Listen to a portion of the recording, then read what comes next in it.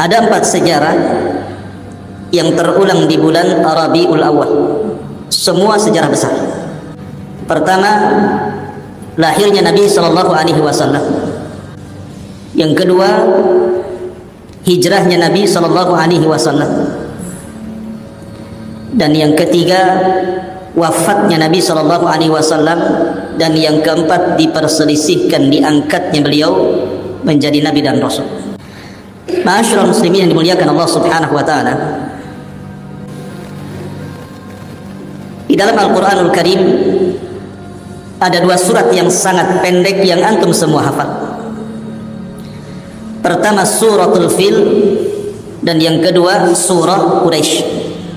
Yakin antum hafal surat ini karena paling pendek.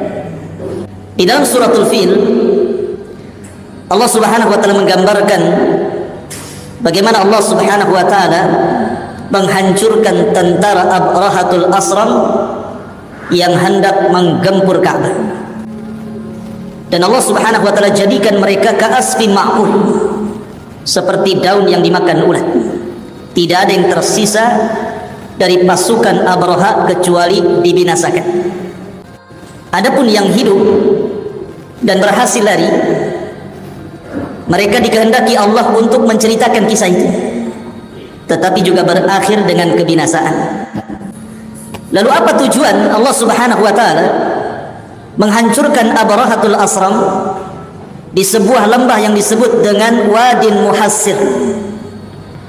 Wad artinya lembah, Muhassir itu pengepungan, lembah pengepungan.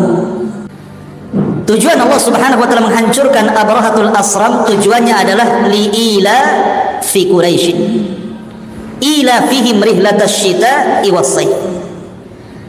Tujuannya untuk ilaf. Ilaf itu mempersatukan orang-orang Quraisy yang sebelumnya bercerai-berai. Dengan peristiwa Abrahatul Asram itu orang-orang Quraisy jadi bersatu. Dan mereka diberikan nikmat oleh Allah Subhanahu wa taala, 2 nikmat yang sangat besar. Pertama, at'amahum min ju', yang kedua, wa amanahum min khauf. Pertama, Allah limpahkan rizkinya sehingga tidak ada orang kelaparan. Yang kedua, Allah berikan keamanan. Ma'asyiral muslimin yang dimuliakan Allah Azza wa Jalla. Maka ketika Allah Subhanahu wa taala menghancurkan Abrahatul Asram, karena Abraha tidak mungkin menghancurkan tanah haram, karena tanah haram adalah baladun amin, negeri yang sangat aman, yang Allah Subhanahu wa taala firmankan wattini wazzaitun wa turi sinina wa hadzal baladil amin. Haram itu negeri aman, dan di situ akan lahir dari seorang wanita yang namanya Aminah. Aminah itu artinya aman. Seorang nabi, penutup para nabi dan rasul, yang membawa keamanan bukan hanya bagi penduduk Mekah, tetapi bagi seluruh manusia. Wa ma arsalnaka illa rahmatan lil alamin. Tidaklah kami utus engkau wahai Muhammad kecuali menebar rahmat. Di mana? Di seluruh semesta alam, jinnya ataupun manusia. Makanya kalau kita lihat nama-nama yang terlibat di dalam kelahiran Nabi Shallallahu Alaihi Wasallam, pertama tentu ayahnya Abdullah, yang kedua Aminah, yang ketiga Suwaibah maulanya Abi Lahab, kemudian yang keempat Halimah Sa'diyah. 4 orang ini memiliki arti, memiliki makna bagi Nabi Shallallahu Alaihi Wasallam. Adapun Abdullah, terkandung padanya tauhid. Abdullah adalah hamba Allah, berarti Nabi Shallallahu Alaihi Wasallam akan mendakwahkan tauhid. Yang kedua, ibundanya Aminah. Aminah artinya keamanan, karena Nabi Shallallahu Alaihi Wasallam kelak akan menjadi pengaman bagi seluruh umat manusia. Nabi Shallallahu Alaihi Wasallam bersabda, "Ana amanatun li ashabi, fa idza dhahaba ashabi ata ummati ma tu'ad, wa ashabi amanatun li ummati, fa idza dhahabu ata ummati ma tu'ad." Aku adalah pengaman bagi para sahabat, dan sahabat pengaman bagi umatku. artinya sumber keamanan dari Nabi Shallallahu Alaihi Wasallam. Kemudian juga Halimah Sa'diyah. Halimah itu artinya akhlak, kelembutan. Karena Nabi Shallallahu Alaihi Wasallam diutus untuk memperbaiki akhlak manusia.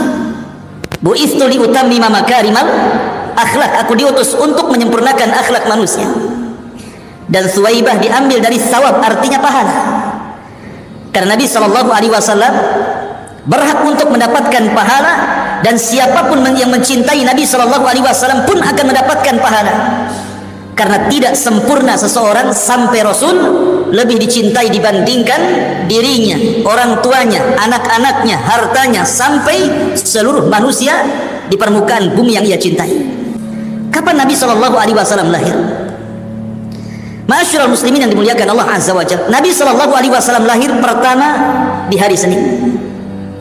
Hari Senin ini adalah hari lahirnya Nabi, dan itu berdasarkan nas. Ketika Nabi Shallallahu Alaihi Wasallam puasa di hari Senin, kemudian Nabi Shallallahu Alaihi Wasallam ditanya, maka Nabi Shallallahu Alaihi Wasallam menjawab, "Dzakal ladzi wulidtu fihi." Itulah hari yang aku dilahirkan padanya. Maka hari Senin adalah hari kelahiran Nabi Shallallahu Alaihi Wasallam, makanya disunnahkan berpuasa hari Senin. Adapun tanggalnya dan juga bulannya menjadi khilaf para ulama.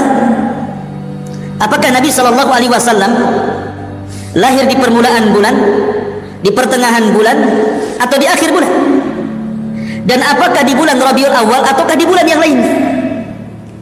Mayoritas para ulama, jumhur ulama tarikh mengatakan bahwa Nabi Shallallahu Alaihi Wasallam lahir pada tanggal 12. Walaupun ada yang mengatakan tanggal 2, ada yang mengatakan tanggal 8, ada yang mengatakan tanggal 12, ada yang mengatakan tanggal 18, tetapi mayoritas para ulama menetapkan tanggal kelahiran Rasul 12. Begitu juga bulannya, Rabiul Awal. Walaupun ada yang menyelisihi, seperti Imam Ibnu Hazm rahimahullahu taala mengatakan bahwa Nabi Shallallahu Alaihi Wasallam tidak lahir di bulan Rabiul Awal, tapi lahir di bulan Ramadan. Tetapi tidak berdasarkan dalil, tetapi dalil. Alasannya karena Nabi Shallallahu Alaihi Wasallam diutus ketika usianya 40 tahun di bulan Ramadan, maka begitu juga beliau lahir di bulan Ramadan. Tapi pendapat ini tidak berdasar. Maka jumhur ulama mengatakan bahwa pendapat yang kuat bahwa Nabi Shallallahu Alaihi Wasallam lahir di bulan Rabiul Awal, bulan sekarang ini. Adapun tahun itu berdasarkan ijma', kesepakatan, tidak ada khilaf. Rasul lahir di tahun gajah. Berarti secara singkat, Nabi Shallallahu Alaihi Wasallam lahir di hari Senin, di tanggal 12, di bulan Rabiul Awal, di tahun gajah. Itulah tanggal, bulan, hari, dan tahun kelahiran Nabi Sallallahu Alaihi Wasallam. Ma'asyiral muslimin yang dimuliakan Allah Subhanahu Wa Taala, ketika Nabi Sallallahu Alaihi Wasallam lahir, Habrul Yahud, pembesar Yahudi yang ada di Madinah, mendatangi seluruh kabilah-kabilah Yahudi yang ada di Madinah. Karena ketika itu di Madinah dipenuhi dengan orang Yahudi, ada Bani Qunaiqah, ada Bani Nadir, ada Bani Quraidah. Dikumpulkan malam itu. Kemudian Habrul Yahud, pembesar Yahudi, mengatakan, "Afikum maulud?" Apakah ada di antara kalian yang melahirkan seorang bayi? Rupanya tidak ada di malam itu yang melahirkan satu pun dari orang Yahudi yang melahirkan bayi. Kenapa pembesar Yahudi ini keluar mengumpulkan orang-orang Yahudi? Karena di malam kelahiran Nabi Shallallahu Alaihi Wasallam itu muncul bintang yang disebut dengan Najmu Ahmad, bintang Ahmad, dan itu tidak diketahui kecuali orang-orang Yahudi. Makanya kemudian pembesar Yahudi berkumpul, bertanya kepada orang-orang Yahudi, "Afikum maulud? Apa di antara kalian ada yang dilahirkan dari anak-anak kalian?" Kata orang yang tidak ada. Bingunglah Habrul Yahudi. Kemudian mereka mengontak orang Yahudi yang ada di Mekah. Rupanya orang Yahudi yang ada di Mekah mendengar bahwa Abdul Muttalib, kakek Nabi Shallallahu Alaihi Wasallam yang merupakan Sadatul Arab, pembesar Arab, pemimpinnya Arab, Sayyidul Batha, memiliki cucu dari Aminah. Maka dia pun penasaran, kemudian melihat bayi Nabi Shallallahu Alaihi Wasallam. Rupanya dia melihat stempel kenabian. Maka dia pun menangis dan mengatakan, "Zahaba nubuwatu Bani Israel. Zahaba nubuwatu Bani Israel." Telah hilang kenabian dari Bani Israel. dan sudah diambil orang-orang. Telah hilang Bani Israel yang selama ini menunggu di kota Madinah ratusan tahun, sampai mereka bersabar dengan cuaca ekstrim Madinah. Sebelum kedatangan Nabi SAW, Madinah itu kota wabah. Mereka bertahan ratusan tahun di situ, dan mereka tidak mengambil negara-negara lain. Mereka tidak hijrah ke Yaman yang sudah jelas-jelas subur tanahnya, tidak juga kemudian menetap di Syam yang sudah jelas-jelas memang Syam itu kota yang sangat maju. Tapi mereka kemudian malah memilih di Madinah karena mereka berangan-angan akan lahir seorang nabi dari Bani Israel, dan Madinah itu tempat munculnya. Rupanya tidak ada seorang nabi dari Yahudi yang lahir dari bangsa Arab. Makanya dia mengatakan zahaba nubuwatu Bani Israel. Sudah hilang kenabian dari Bani Israel, sudah diambil orang Arab. Itu pula yang menyebabkan orang-orang Madinah itu masuk Islam. Kenapa orang-orang Ansar itu mulai masuk Islam? Karena orang-orang Ansar ketika mereka masih musyrik, Ansar itu kan terdiri dari dua kabilah. Pertama kabilah Khazraj, yang kedua kabilah Aus. Kabilah Khazraj dan Aus ini selalu bertikai dengan orang Yahudi, dan orang Yahudi selalu mengancam mereka dengan mengatakan, tunggu saja kalian sampai Nabi kami hadir, kami berantas kalian. Sehingga Khazraj dan Aus mendapatkan banyak informasi tentang kenabian. Makanya ketika kemudian datang musim haji ala musyrikin, Nuqaba dari Khazraj dan Aus, para pembesar Khazraj dan Aus, mereka berangkat ke Mekah. Kemudian mendengar bahwa di Mekah itu ada seorang yang ngaku nabi. Karena mereka sudah dapat informasi dari orang-orang Yahudi, mereka ingin kemudian melihat nabi itu. Rupanya apa yang selama ini dibicarakan orang-orang Yahudi ada pada Nabi SAW. Sebab itulah mereka tidak ragu-ragu masuk Islam. Kemudian setelah mereka pun yang sedikit ini masuk Islam, mereka pulang ke Madinah, diajaknya Khazraj dan Aus untuk masuk Islam. Makanya kenapa dakwah Rasul di Madinah itu tidak lama, tetapi mengislamkan banyak penduduk Madinah. Tetapi orang-orang Mekah degil karena tidak diinformasi soal kenabian. Makanya mereka keras menolak, apalagi hasadnya siapa? Abu Jahal kepada Bani Abdul Manaf. Makanya kemudian orang-orang Mekah sulit untuk beriman. Ma'asyiral muslimin yang dimuliakan Allah Azza wa Jalla, kembali kepada cerita kelahiran Nabi sallallahu alaihi wasallam. Ketika Nabi sallallahu alaihi wasallam lahir, sebelumnya Abdul Muttalib bermimpi bahwa dia akan punya cucu dan disuruh memberi nama Muhammad ataupun Ahmad.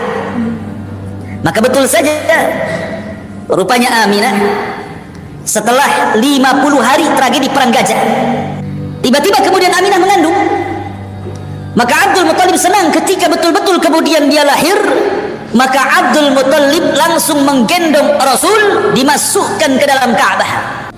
Jadi Rasul itu awal maulud yang adkhala Abdul Muttalib al-Ka'bah. Jadi pertama lahir saja oleh Abdul Muttalib langsung digendong, dibawa ke dalam Ka'bah. Kemudian dia mengatakan, samaituhu Muhammadan, ku beri nama anak ini Muhammad ataupun Ahmad dalam Al-Quran. Kenapa? Tafa'ul. Karena tafa'ulan artinya nama itu kan doa. Mudah-mudahan bayi ini banyak dipuji manusia. Ma'asyiral muslimin yang dimuliakan Allah Azza wa Jalla, selang beberapa waktu datanglah maradi. Karena kebiasaan orang-orang Arab itu, mereka kalau punya bayi tidak disusui sendiri ibunya. Jadi orang-orang kota itu supaya anaknya sehat, karena kalau hidup di kota banyak penyakit. Kemudian anaknya tidak terdidik, kemudian bahasanya kacau, kemudian kesehatannya terganggu. Makanya anak-anak orang kota, Rasul itu lahir di kota. Rasul itu lahir di kota, tidak ada nabi yang dari desa. Semua nabi itu orang kota. Bukan berarti merendahkan desa, tidak. Tapi semua nabi orang kota. Nah, Nabi SAW itu terlahir yatim. Karena Abdullah ketika safar ke Madinah terkena huma Yathrib, terkena wabah Yathrib. Mungkin di zaman sekarang macam corona. Karena Madinah dahulu itu penuh dengan wabah sebelum masuknya Rasul ke Madinah. Tapi setelah hijrahnya Nabi SAW ke Madinah, hilang wabah itu. Makanya disebut Madinatun Thayyibah, Madinah yang baik, tidak ada wabah lagi. Lah Nabi SAW akhirnya terlahir yatim karena Abdullah meninggal karena wabah. Dan Rasul itu seyatim-yatimnya anak yatim karena ayahnya meninggal ketika Rasul 6 bulan dalam kandungan Aminah. Dari sini Allah Subhanahu wa taala firmankan, "Wadduha wal laili idza saja ma wadda'aka rabbuka wa ma qala sampai kepada wa wajadaka yatiman fa'awa. Kami dapati engkau Muhammad dulu yatim. Fa'awa, Allah yang melindungimu. Kalau Allah yang melindungi siapapun, tidak mungkin terlantar bayi itu. Karena Allah menjamin dengan melindunginya, maka siapapun yang dilindungi Allah tidak akan terlantar. Walaupun Nabi itu diasuh dari tangan ke tangan, tidak pernah terlantar hidupnya. Tiba-tiba kemudian datang maradi, orang-orang yang menawarkan untuk menyusui bayi dari kampung-kampung, dari kabilah-kabilah Badui. Datanglah kabilah dari Bani Sa'idah. Ketika seluruh orang melihat Nabi SAW, tidak ada yang mau mengambil. Alasannya yatim, kemudian fakir. Kalau saya mengambil anak ini, kemudian saya susui, saya rawat, saya jaga, dapat apa saya? Ibunya miskin, anaknya yatim, sehingga tidak ada satupun keluarga Badui yang mengambil Rasul untuk disusui. Rupanya ada satu orang yang telat datang, namanya Halimah Sa'diyah, orang paling miskin di desanya. Itu pun membawa atan, pakai unta yang kurus sekali. Lama jalannya kalau unta kurus itu, sehingga dia paling terakhir datang. Ketika seluruh kawan-kawannya, tetangga-tetangganya sudah mendapatkan bayi yang dibawa pulang ke kabilahnya, sudah tidak ada bayi lagi kecuali Rasul sallallahu alaihi wasallam. Mikir Halimah sudah yatim, miskin pula, tapi kemudian suaminya memastikan gak apa-apa, bawa saja anak ini, mudah-mudahan ada berkah. Akhirnya kemudian Halimah pun setuju, ya, setuju untuk membawa Nabi sallallahu alaihi wasallam. Dibawalah Nabi sallallahu alaihi wasallam ke kabilah Bani Sa'diyah, ke rumah Halimah Sa'diyah. Ketika Halimah membawa gadis itu, membawa Nabi itu, bayi itu, Nabi sallallahu alaihi wasallam betul-betul berkah. Malamnya mereka itu sudah lelah, namanya dari perjalanan jauh berhari-hari kan menuju kota, apalagi miskin tidak punya makanan. Tiba-tiba ketika mereka mengambil bayi Nabi sallallahu alaihi wasallam, subhanallah, kambing yang dibawanya, orang-orang dulu kan kalau bawa bekal kan bawa kambing, ya, kalau lapar disembelih. Karena makanan pokoknya orang Mekah itu daging kambing. Beda dengan Madinah, kurma. Masyaallah muslimin yang dimuliakan Allah Azza. Jadi orang dulu itu kalau safar ya bawa kambing, karena itu makanan pokoknya masalahnya. Lah kambing-kambingnya kurus. Ketika Nabi SAW sudah di pangkuan Halimah, tiba-tiba susunya kambing itu gemuk-gemuk dan bisa diperah. Dan mereka bisa minum dari susu itu. Malam itu semua tertidur nyenyak, baik suaminya, Halimahnya, kemudian bayi yang disusuinya. Kan orang yang menyusui harus punya bayi dia. Kalau nggak punya bayi, nggak keluar susunya. Dan ketika Nabi SAW hendak disusukan sebelah kiri, tidak mau dia. Mau disusukan ke sebelah kiri, tidak mau, tetap sebelah kanan. Kenapa? Karena Rasul tahu bahwa sebelah kiri milik saudara sepersusuannya. Lihat.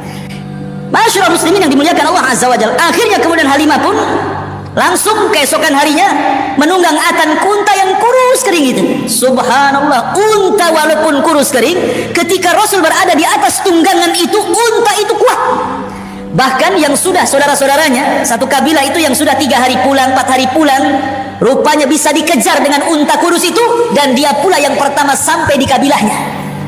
Nah, itu berkah pertama itu yang dirasakan siapa? Halimah Sa'diyah, karena membawa Nabi sallallahu alaihi wasallam. Dan Nabi itu saat kelahiran senang orang, termasuk Abu Lahab.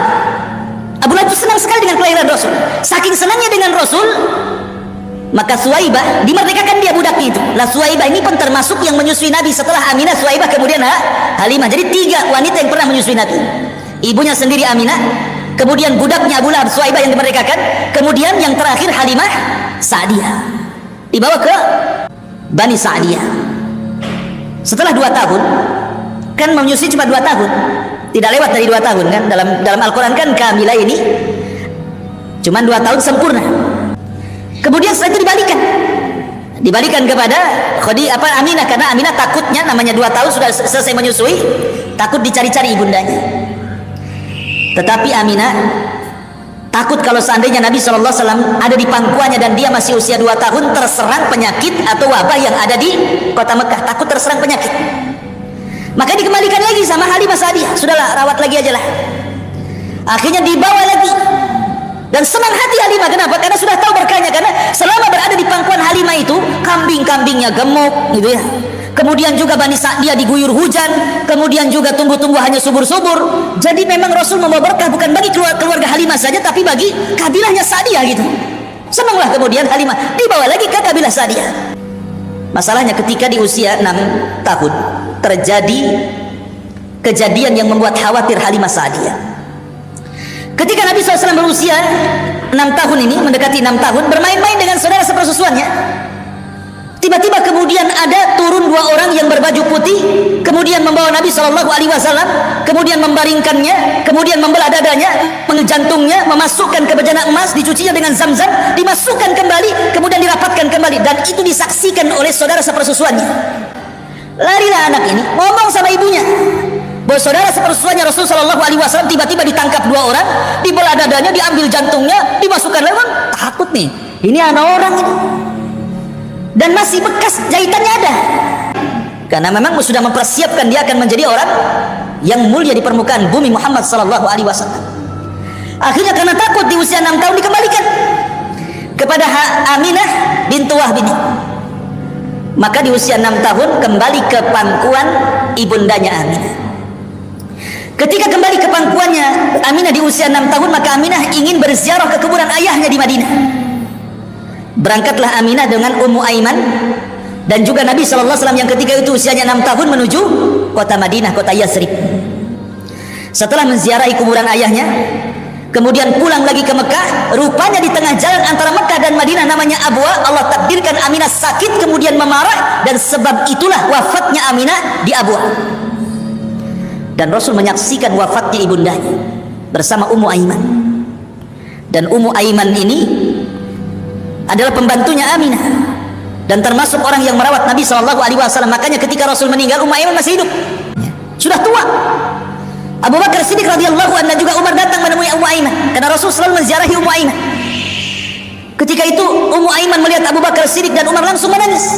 Kemudian Abu Bakar mengatakan, jangan menangis wahai Ummu Aiman, sesungguhnya Rasul meninggal itu sudah lebih baik bagi dia, karena pilihan di sisi Allah jauh lebih baik daripada dia tinggal di dunia. Kata Ummu Aiman, bukan itu yang kutangisi, bukan kematian Nabi, tetapi kutangisi karena dengan kematian terputuslah wahyu Allah Subhanahu wa ta'ala. Itu yang kutangisi. Jadi ketika Aminah meninggal, Rasul dibawa oleh Ummu Aiman, kemudian diserahkan kepada Abdul Muttalib.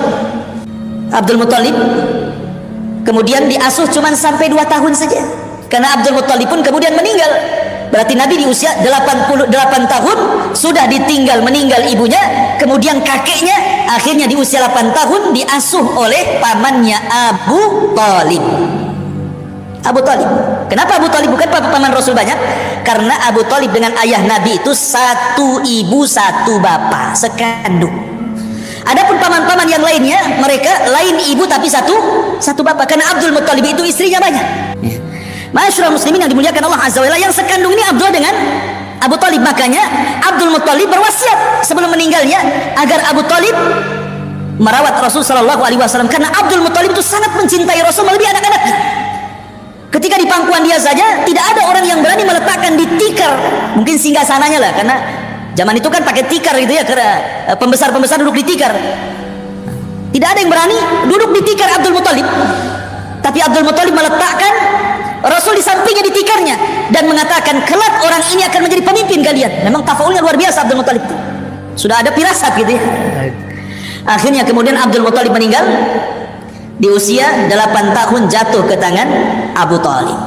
Abu Talib ini paman Nabi yang paling miskin masalah. Banyak anaknya, paling miskin. Tetapi walaupun demikian Abu Talib paling sayang dengan Nabi dari seluruh anak-anaknya. Subhanallah. Itulah jaminan Allah Subhanahu wa taala, wa wajadaka yatiman fa'awah. Allah dapati engkau yatim dan Allah akan menjagamu. Dan kalau siapapun yang dijaga Allah, tidak mungkin Allah sia-siakan. Maka Rasul tetap mendapatkan kasih sayang sejak dari ibundanya, kemudian ibu susuannya, sampai kepada kakeknya, sampai kepada pamannya. Abu Talib sudah bukan orang lain, anak seperti anak kandung. Luar biasa sayangnya Abu Talib kepada Nabi sallallahu alaihi wasallam. Maka Rasul akhirnya hidup di rumah Abu Talib sampai menikah. Luar biasa, sampai menikah di rumah Abu Talib. Makanya setelah menikah dan dia jadi orang kaya, Rasul tidak mau melupakan kebaikan Abu Talib. Diambillah salah satu anak Abu Talib untuk ikut di rumahnya, namanya Ali bin Abi Talib. Jadi anak angkat Nabi, satu rumah dengan Rasul, Khadijah, Ali dan Zaid budaknya, sebagai balasan kebaikan merawat anaknya Abu Talib.